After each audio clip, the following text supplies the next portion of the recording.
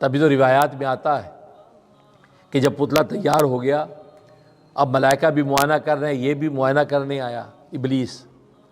اور ظاہر ابلیس یہ مدرس الملائکہ تھا، یعنی فرشتوں کا بھی استاد تو ان کو درس دیتا تھا۔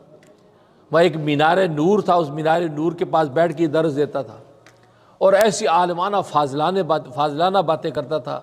کہ ملائکہ آپس میں سوچتے تھے کہ اگر ہم سے کوئی کوتاہی کبھی ہو گئی تو ہم اس مدرس کی اللہ کے سامنے سفارش کرا کے بچائیں گے اپنے آپ کو، یعنی اتنا اس کا مقام، علم و فضل ایسا بیان کرتا ہوں۔ اب ظاہر ہے کہ اس کو تو امیدیں یہ تھی کہ میں اللہ کے بعد مجھے نیابت ملے گی، یا آدم علیہ السلام کے لیے فیصلہ ہو رہا ہے۔ اب جب پتلا تیار ہو گیا، اب یہ بھی معائنہ کرنے کے لیے آیا، اب پورا معائنہ کیا دائیں بائیں، اور ناک کے ذریعے سے اندر داخل ہوا، اندر بھی پورا چکر کاٹ کے باہر نکلا، اور باہر نکل کے آ کے اس نے قہقہ لگایا۔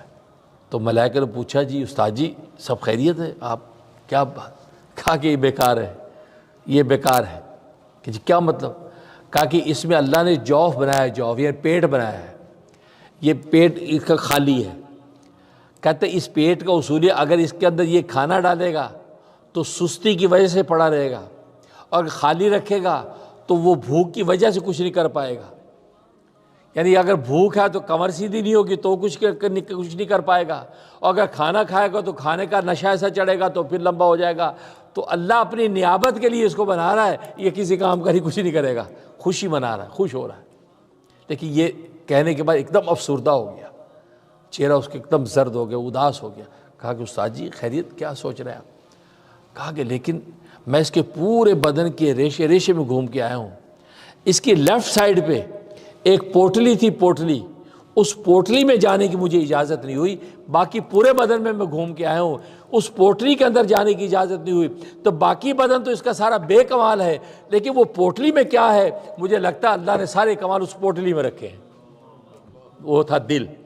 وہ دل جو ہے لیفٹ سائڈ پہ، کافی وہ جو دل ہے نا یعنی پوٹلی، اس کے اندر اللہ نے لگتا ہے ایسے کمال رکھے ہیں جس کی وجہ سے وہ اللہ کی نیابت کا حقدار ہوگا، وہ ہے دل۔ اور آج ساری کائنات کی محنت دل پہ ہی ہے، اور یہ بات نبی پاک صلی اللہ علیہ وسلم نے 1400 سال پہلے کہہ دی، ان فی الجسد لمضغۃ، تمہارے جسم میں ایک گوشت کا لوتھڑا ہے، اذا صلحت صلح الجسد کلہ، جب وہ ٹھیک رہتا ہے پورا جسم ٹھیک رہتا ہے، وَإِذَا فَسَدَتْ فَسَدَ الْجَسَدُ كُلُّهُ، جب وہ فاسد خراب ہو جاتا ہے سارا جسم خراب ہو جاتا ہے۔ الا، خبردار کان کھول کے سن لو، وہی القلب، وہ دل ہے۔ تو دیکھو نبی پاک صلی اللہ علیہ وسلم نے 1400 سال پہلے بتایا، لیکن اطباء کے اندر اختلاف رہا آج تک کہ انسان کی پوری باڈی میں دل اصل یا دماغ اصل ہے، اس پر بحث ہوتی رہی، لیکن آج میڈیکل سائنس اس نتیجے پر پہنچی کہ اصل دل ہے، دماغ نہیں ہے۔ دماغ اگر مر جائے تو آدمی مرتا نہیں ہے، کومے میں چلا جاتا ہے، 2-3 سال پڑا رہتا ہے، اس کا دل دھڑک رہا ہے، وہ کومے میں ہے۔ تو دماغ مرنے سے انسان مرتا نہیں، لیکن دل کے مرنے سے انسان مر جاتا ہے، اس کا مطلب اس کی جسم کے اندر اصل چیز جو وہ دل ہے، جو نبی پاک نے 1400 سال پہلے بتا دیا۔ تو دل اصل ہے، دل اگر زندہ ہے تو انسان زندہ ہے، جس کو ہم کہتے ہیں ہارٹ فیل ہو گیا، جی ہارٹ فیل ہو گیا۔ ہارٹ فیل یہ موت کا سبب نہیں ہے، موت کی ڈیفینیشن ہے۔ ہاں ہم یہ کہتے ہیں وہ اس کو جو وہ ہو گیا، وہ اٹیک ہو گیا، دل کا اٹیک ہو گیا، تو ٹھیک ہے اٹیک وہ سبب بن گیا،